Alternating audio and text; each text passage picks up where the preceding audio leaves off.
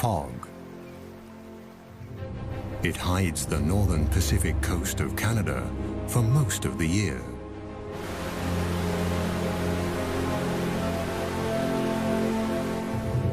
This is the Great Bear Rainforest, a forest full of mysteries and wild creatures.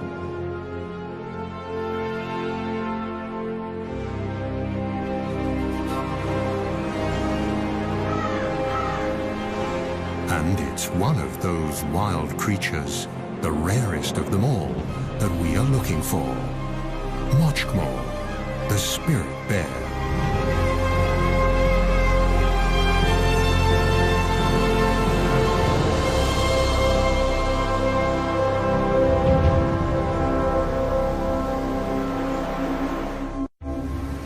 There are no roads in the Great Bear Rainforest.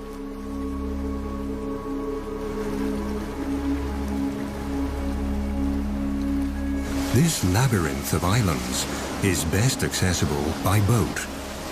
These people, scientists, have to approach this rugged coastline from the water to reach the unique temperate rainforest and discover the secrets it holds.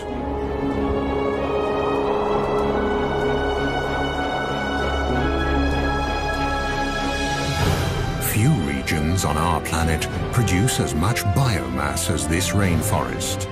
It's the world's largest and most productive temperate rainforest and thrives along the west coast of Canada, a vast 300-mile-long expanse of fjords and islands along the North Pacific.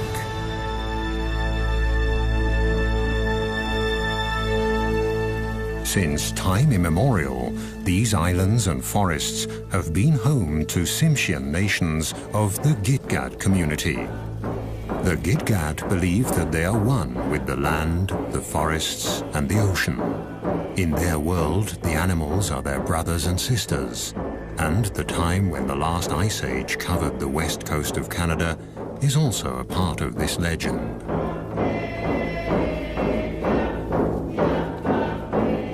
Raven, the creator, wanted to leave a memento of the ice age, and so he decided that every 10th bear should have white fur.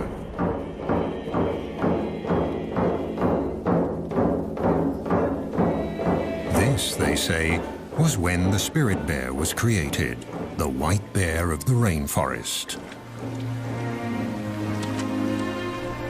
To this day, these bears live deep in the forests, on the islands and along the wild rivers of the northern British Columbia coast. Only very few people have been lucky enough to catch sight of one.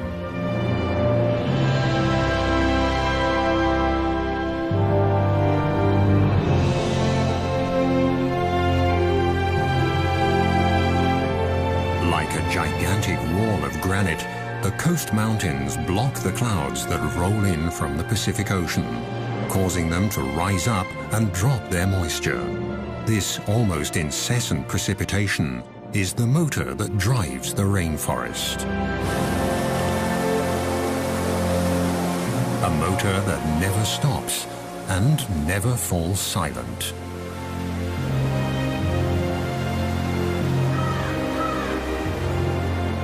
Everything in the rainforest, the rocks, the living and dead trees, are covered with a thick growth of mosses that have an important task. They hold the moisture in. In this way, they keep the forest humid and cool and stabilize living conditions for all animals. In the temperate rainforests of the north, biomass doesn't decay as quickly as in tropical rainforests. The destructive organisms here are slow and need a lot more time to do their work. Yet this rainforest is more productive than those in the tropics.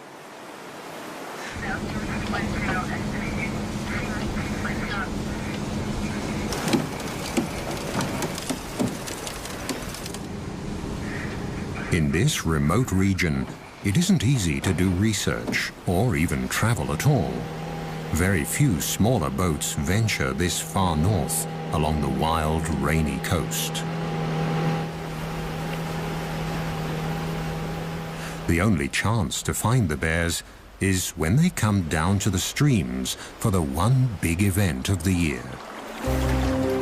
The arrival of the salmon in late summer. For now, though, all is quiet.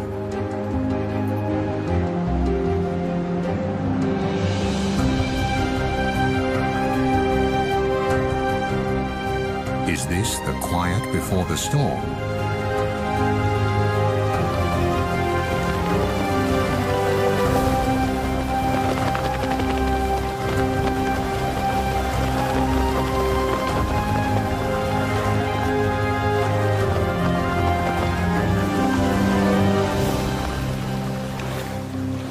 On the outer islands, the group discovers a pack of coastal wolves. These rather small wolves are a genetically distinct subspecies of the grey wolves that live further inland. They've been isolated here on the islands since the last ice age, and one aspect of their behavior is unique. They're the only wolves that feed on fish. In fact, they live on fish and beached carcasses of marine mammals.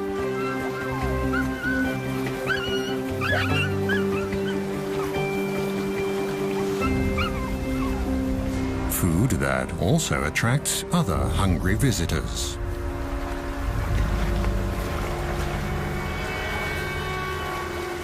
But the pups have nothing to fear from the black bear. During the spring and summer months, the bears eat berries and grass, and they move slowly to save energy because there are not enough nutrients in the grass to help them gain weight. The river otters living on these islands have also adapted to the salt water. The bear is no threat to them either. They're quick and clever.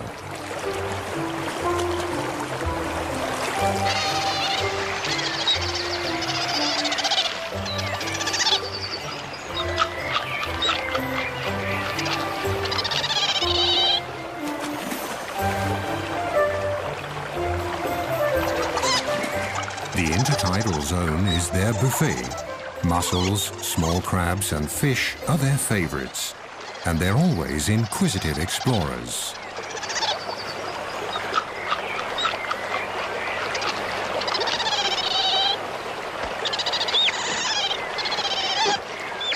The ravens, the heralds of the rainforest, announce a visitor.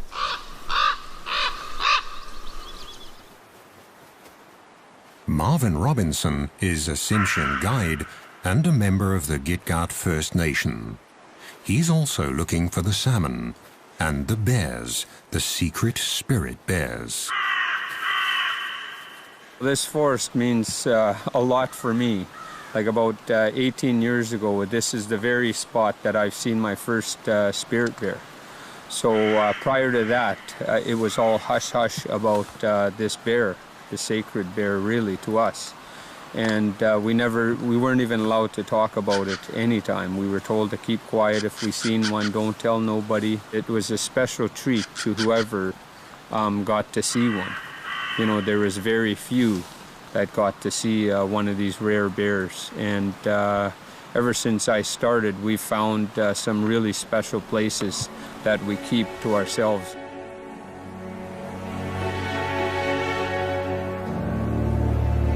And indeed, the places here are special. On the outer islands, waves and winter storms have created magical beaches. Most of the islands in the Great Bear Rainforest are rocky and precipitous. Wide estuaries and shallow coves are rare. But the steep cliffs also offer food. Here, with a little luck, a visitor could get a first glimpse of the mystic animal the experts are looking for, the famed spirit bear, one of the rarest animals on Earth.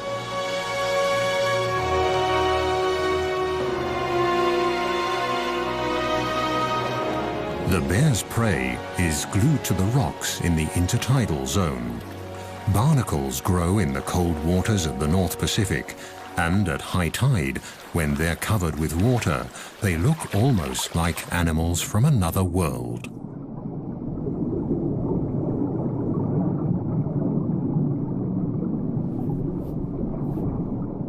Their feathery arms filter plankton out of the water. It's hard to believe that these little creatures are related to crabs.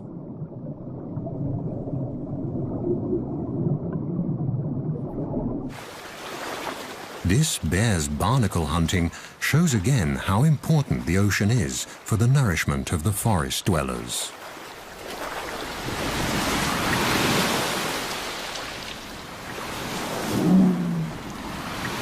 And there's enough nutrition to feed even the largest animals that roam the waters, the whales. At low tide, barnacles and mussels are exposed along the rocky shores. Their shells are closed tight. For the spirit bear, detaching them from the rocks is no problem, and the reward is a very tasty snack.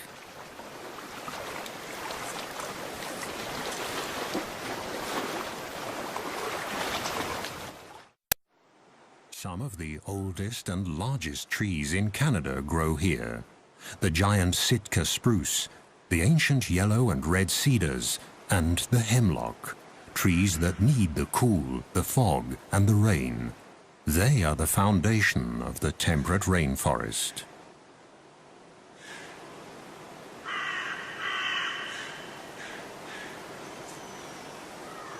In August, the sweet fragrance of ripening berries wafts through the forest. Bright red huckleberries, elderberries, salal and blueberries, and many others grow in abundance.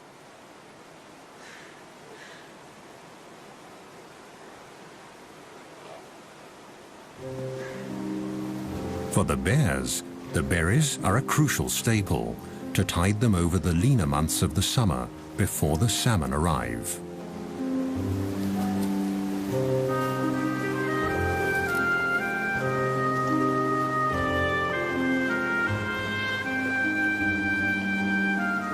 The spirit or Kermode bears are not albinos, but white black bears, a mutation that probably dates back to the last ice age.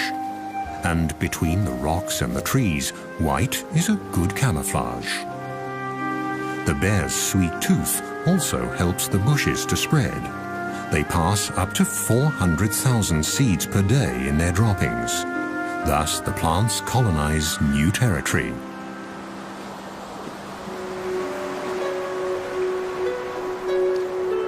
In the temperate rainforest, fog can cover the land in a grey veil within minutes. And it can plunge a sunny landscape into deep gloom. Along the mainland coast, the islands of the Great Bear Rainforest lie close together. At high tide, millions of gallons of nutrient-rich salt water rush inland through the narrow channels to flow back out at low tide, thus linking the ocean and the land. The currents sweep along everything in their path, creating a rich broth full of life.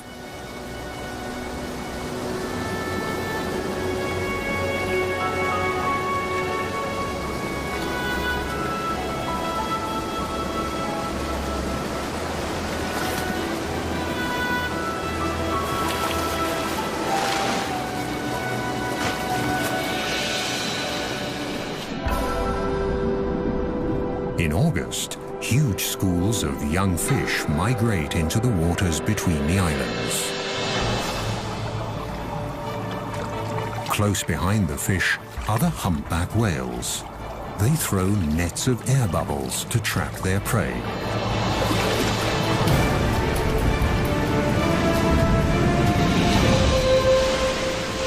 Success. Thousands of fish are caught in their gigantic mouths. Their balleens filter krill and fish out of the water. Again and again, the whales will feed for days. But Mother Nature is prepared and sends a constant stream of fish north along the coast and into the archipelago of the Great Bear Rainforest. They all get their share, large and small, young and old. This is the land of milk and honey, the Galapagos of the north. The productive zone extends far below the water. The species here are not as numerous and varied as in a tropical coral reef, but the vibrant colors and the sheer size of the underwater organisms can easily measure up to the tropics. Deeper down, among colorful mollusks and cold water corals, the ocean harbors another secret of this region, a life form from the age of the dinosaurs, a glass sponge. The intricate and beautiful structures of this 300-million-year-old organism are made of glass and very fragile. The rivers and streams of the Great Bear Rainforest wash sediment into the ocean constantly, and the nutrients slowly sink down and feed the coral. Its red branches that can thrive in this 6-degree cold water are the perfect hideout for small crabs and fish.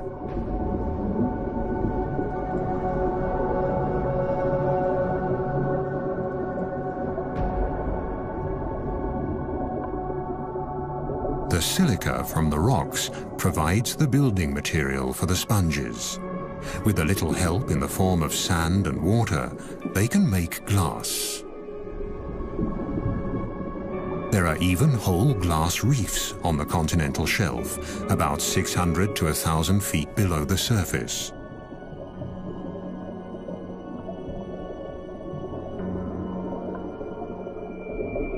These ancient organisms build complete reefs, powered by nutrients and runoff from the rainforest. High above the reefs, a female humpback is playing with her calf.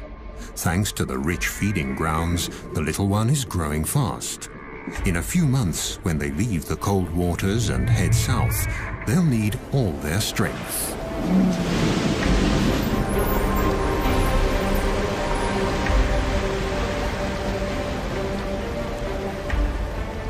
The mother breaches, a behavior that can be seen quite often here.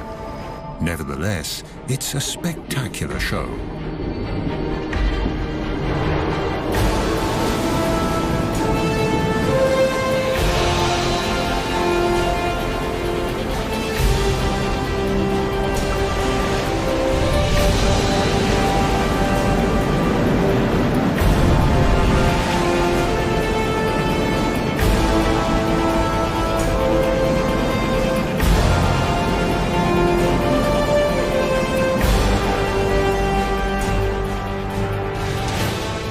It's the beginning of September, and the fish run that all the animals here are anxiously waiting for is approaching.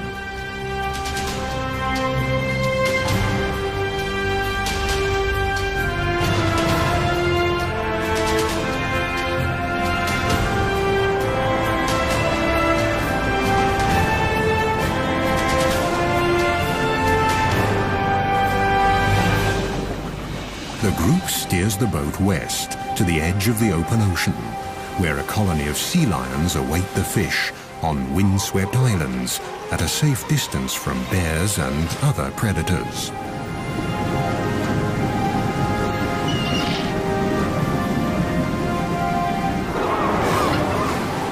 The Steller sea lions are the largest of the eared seals.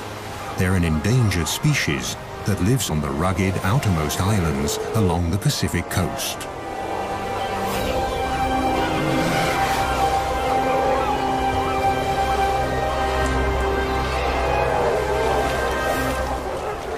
The strong, territorial males can grow to a length of more than 10 feet and weigh up to 2,500 pounds. Each of them has a dozen or more of the much smaller females in its part of the colony.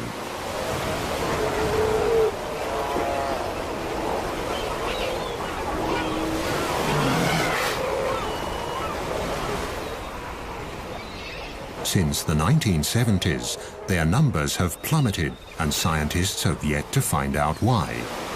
Overfishing of the Gulf of Alaska could be one of the reasons.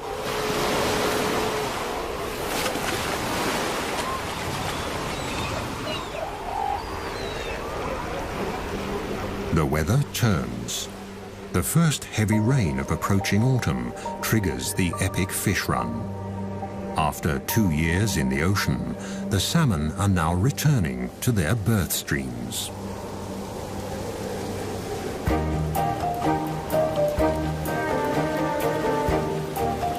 Are the fish here yet? A mother bear and her 2 white cubs patrol the shores of Princess Royal Island. Here, 1 in 10 black bears is white. The white fur color is passed on through a double recessive gene. White cubs will only be born if both parents carry that gene. And bears with black fur can also carry the spirit bear gene.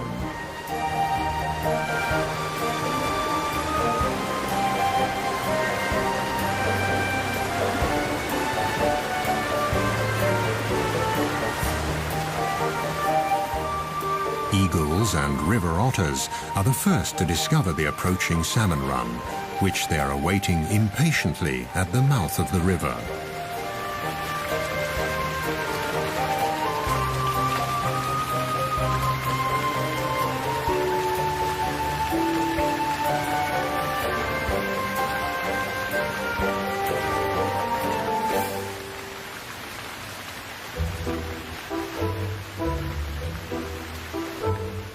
Further upriver, a black bear mother checks the water level. It's still too low for the salmon to come. This little bear will see the salmon run for the first time in his life.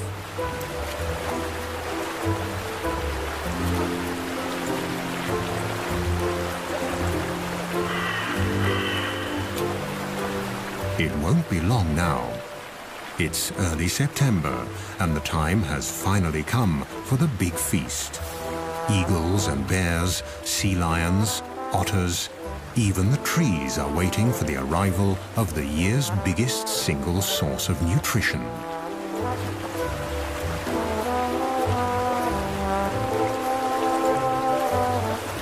And the big feast will also complete the yearly cycle. Shortly afterwards, the bears will start looking for winter dens.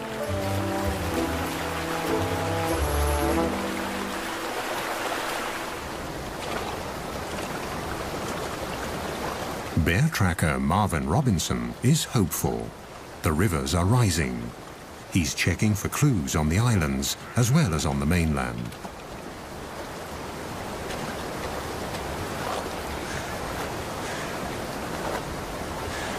Across the channel from Princess Royal Island, a grizzly mother and her 2-year-old are also checking the waters. Grizzly bears live on the mainland, leaving the islands to the black bears.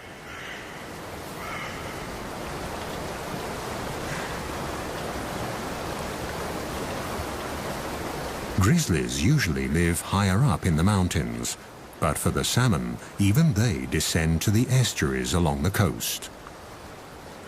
Marvin is concerned. The rains came late. He hopes the salmon run won't be affected.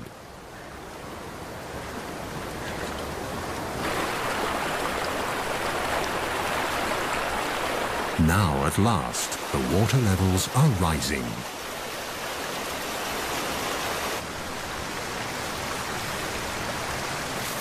The grizzlies use the waiting time to stock up on sugar, trying to pull the last crab apples off the trees along the riverbanks.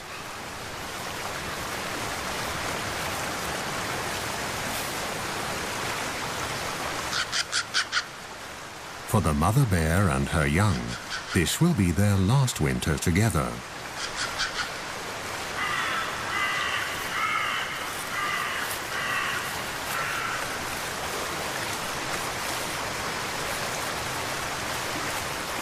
If she can fatten up enough for the winter, she'll have a new cub next spring.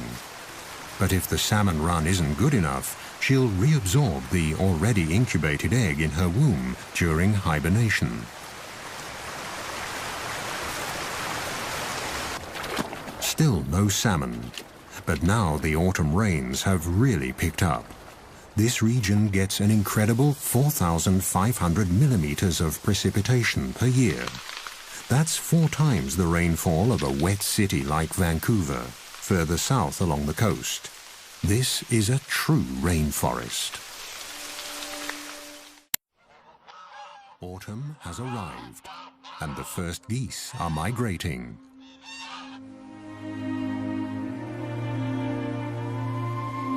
Finally, the water level in the rivers is high enough for the salmon to migrate too. They'll return to the self-same waters where they were born, among the gravel banks upstream.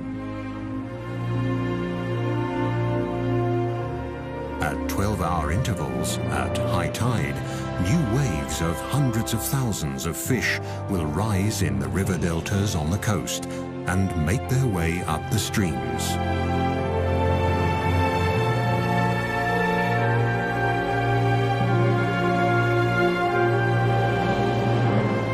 The clear waters of the wild streams along the northern coast of British Columbia are the habitat the salmon need to reproduce.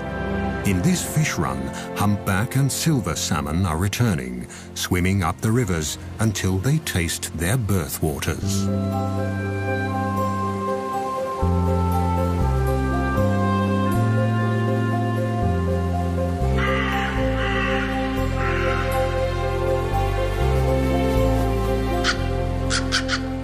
They're here.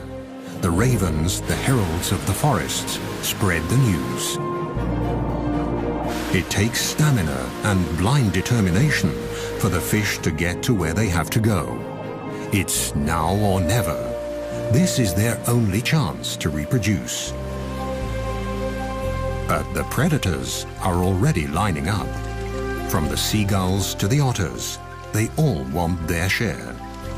For the animals of the Great Bear Rainforest, the waiting is finally over. Now it's time for fish and caviar.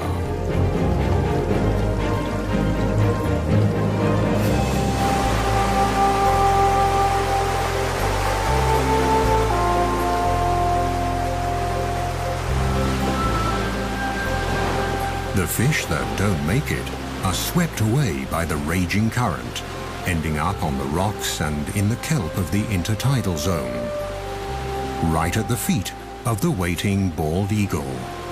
Its sharp beak is perfect for tearing up fish.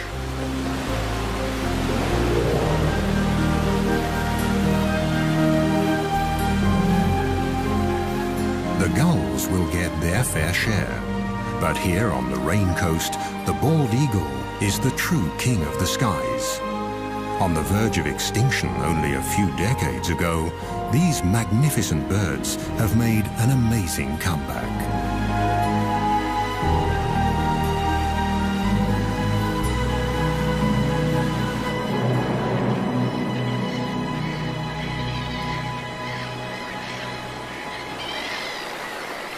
On a bank in the stream, the raven patiently waits for the black bear to finish his breakfast. Without the bear, he wouldn't be able to get to the food. The skin of the fish is simply too thick.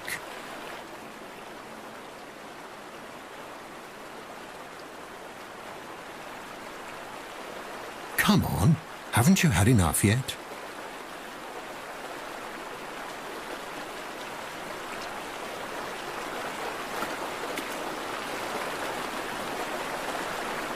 One salmon that never fulfilled his reproductive destiny. He died on the home straight.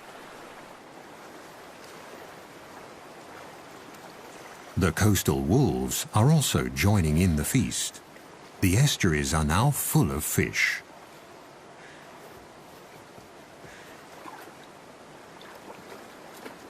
The youngsters are still learning the tricks of the salmon trade. They follow their mother, and she tries to teach them. But for them, catching fish is still a game.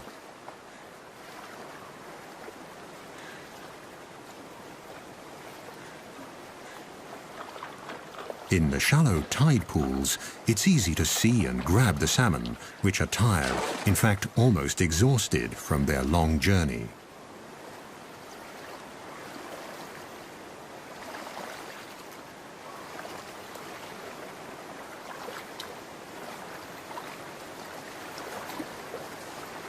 The death of this fish seems futile. There are so many of them, easy prey for the hunters. But it's not the individual fate that counts here. With their sheer numbers, the salmon feed the whole ecosystem.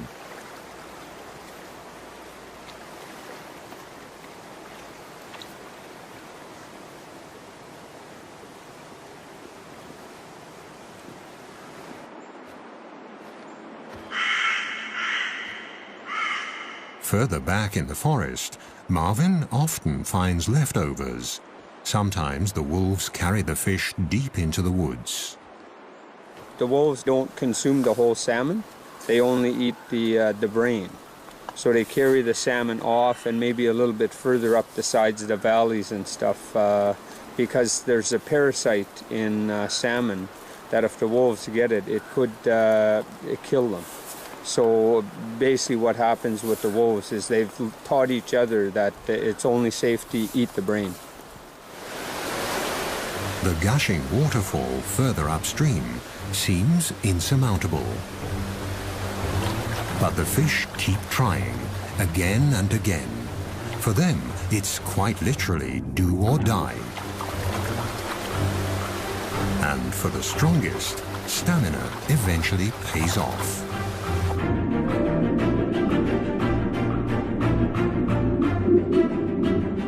This salmon was born here 3 years ago. Now it has returned to its birthplace to spawn, in perfect sync with all the others of its generation.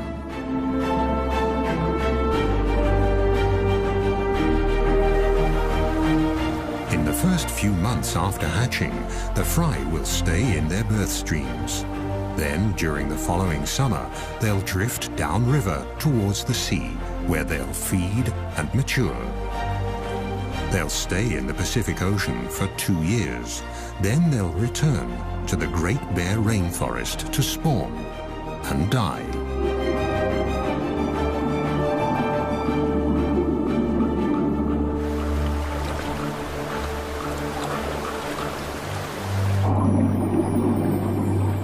In a rush of hormones and wild abandon, the fish become oblivious to their surroundings and their predators.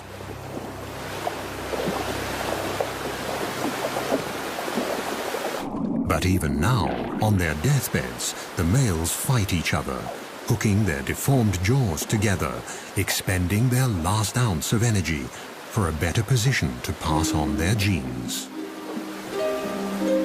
The unique cycle of life in the temperate rainforest will be completed once again, as it has been every year since time immemorial. The gulls and all the other animals of the coast are the lucky beneficiaries.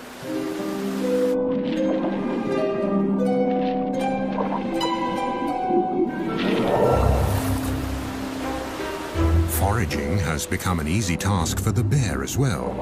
The fish are in a daze, without much perception of their surroundings. They'll only react when the paw almost touches them. And jump is not an option anyway.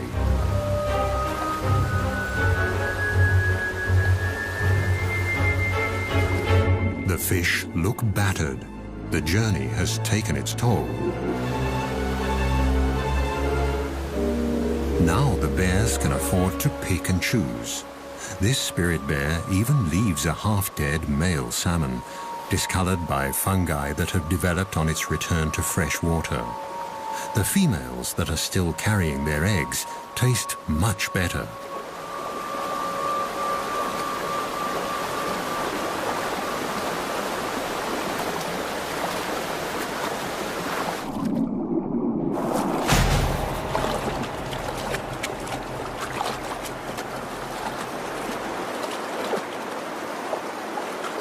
During the 10 days of this salmon run, every bear and every wolf will each carry about 1,600 fish off into the woods.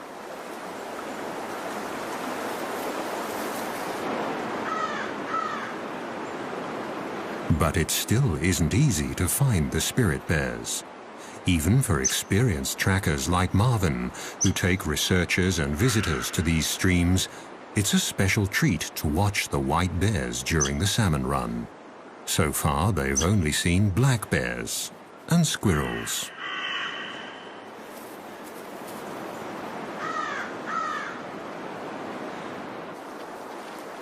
But they can watch various other animals and their behavior during the run. A black mother and her cubs feeding, for example.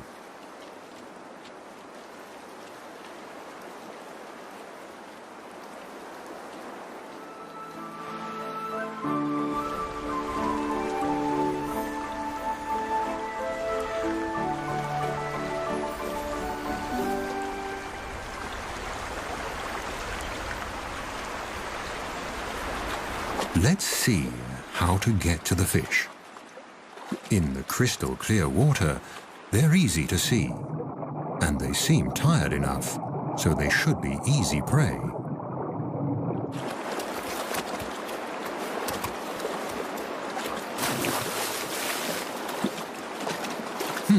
That wasn't too successful. The cub might need to practice a bit to become an expert in salmon hunting. Marvin, the tracker, has been walking the creeks for days now. Then, suddenly, there it is, Mochkmo, the prodigious spirit bear, one of the rarest animals on Earth, and one of Mother Nature's miracles, right in front of his eyes.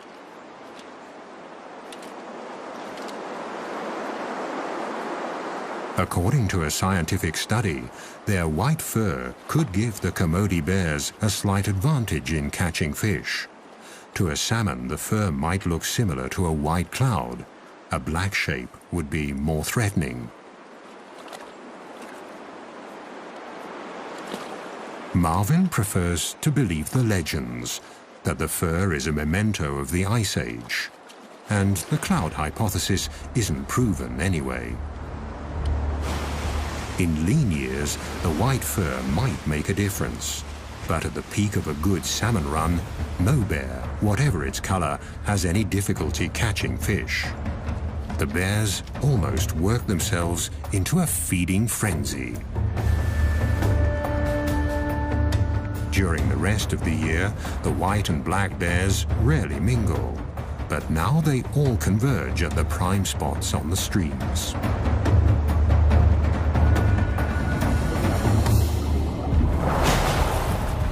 Overall, the black bears seem more aggressive and wilder than their white cousins. But they're also more wary. Could it be because, unlike the white bears, they've been hunted before? But wary or not, all the bears have to come to the streams. They have to store fat for hibernation.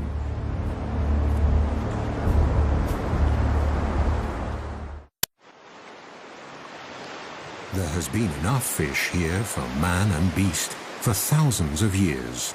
For the Great Bear Rainforest, it's a matter of survival.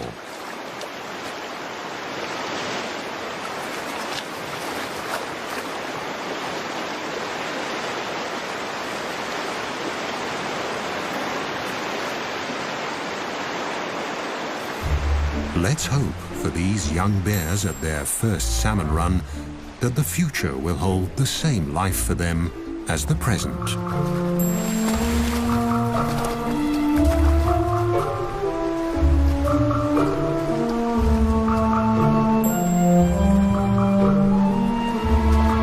According to native law, the black bears discriminate against their white siblings. When they meet, it's usually the white bear that backs off, even if it's larger.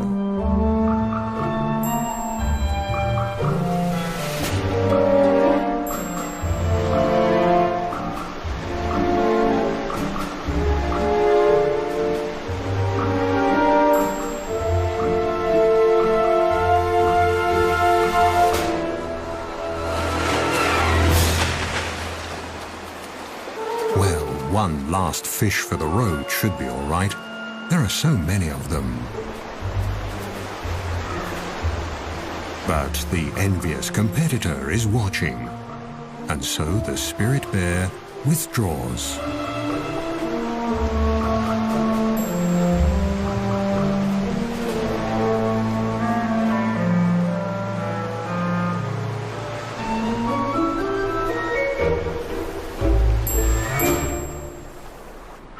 The bears often prefer to eat their fish in the quiet of the forest. They use day beds in hollow tree trunks or small caves under roots where they rest and digest. Maggots, bugs, and many microorganisms help the process of decay and decomposition.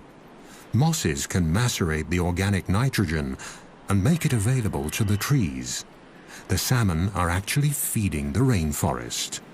The thickness of the tree rings alone can show which years were good salmon years.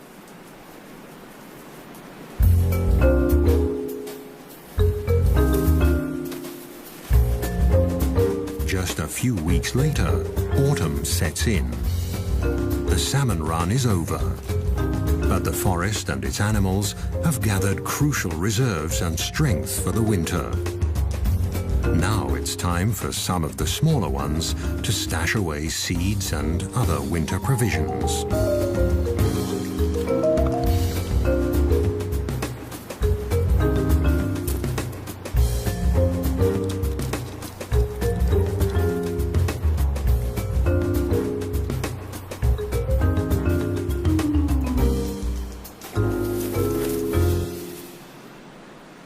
Now that the stomachs are full, silence returns to the Great Bear Rainforest.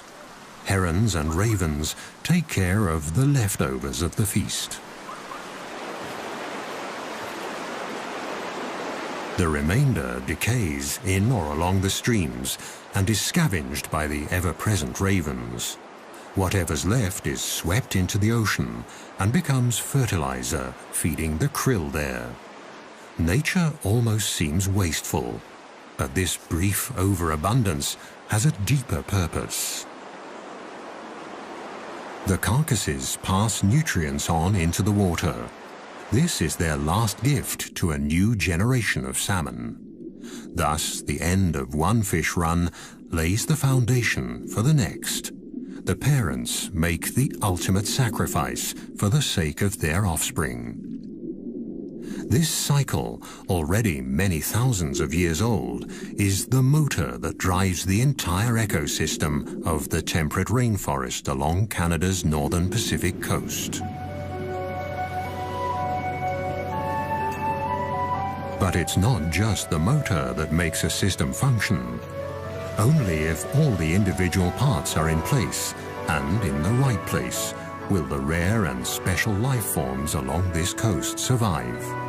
This is the insight the experts have come to on their way back from the expedition.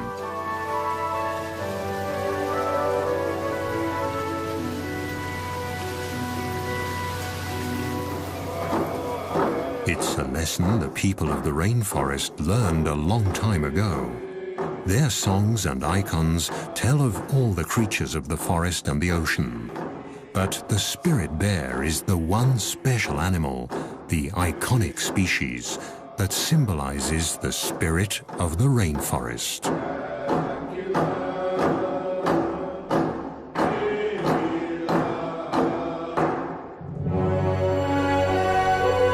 The freshwater streams and the mountains, the forest and the ocean, the winds, the plants and the animals, they all had to play their parts just right so that this temperate rainforest of Canada's northern Pacific coast could develop over thousands of years.